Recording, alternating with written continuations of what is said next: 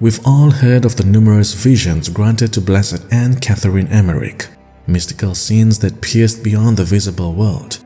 Among them, one stands out with particular force, a vision of two churches. Blessed Anne Catherine said she saw a time of confusion and shadow when a false, man-made church began to rise. It was not the church founded by Christ, but a structure built on human ideas, human pride, and human ambition. She described it as vast, strange, and empty.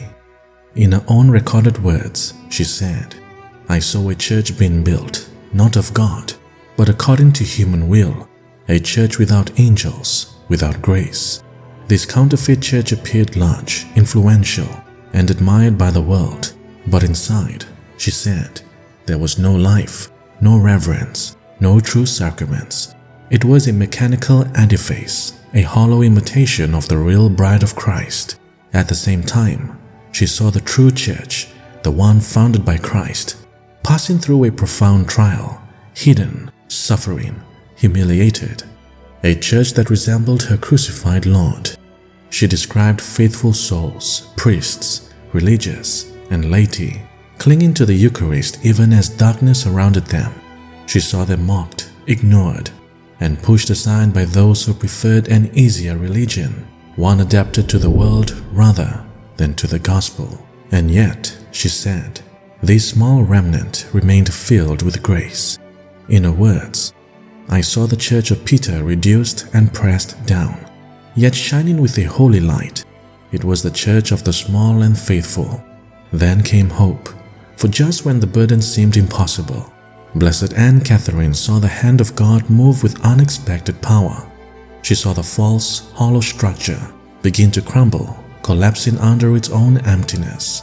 Its foundations, built on human opinion and compromise, could not endure the weight of truth. And in contrast, she saw the true church rise again, purified, humbled, radiant. She said, "I saw a renewed church, simple, holy, and full of light, rising as if born again." This restoration was not the work of human effort, but a divine intervention. Light breaking through the storm, grace renewing the faith, truth triumphing where confusion had reigned. In these visions, Blessed Anne Catherine Emmerich was not giving dates or predicting political events. She was not offering a timeline, nor speaking with the authority of doctrine. These were private revelations meant for reflection and repentance, not certainty. But what she did offer was a spiritual warning and a spiritual promise. The warning that a faith emptied of reverence, truth, and sacrifice becomes nothing more than a human construction. The promise that Christ will never abandon his true church, no matter how small, hidden, or wounded she may appear. And so we end with her final gentle insight on this mysterious vision. "I saw that the church would pass through a dark night, but after the trial, she would shine more gloriously than ever before."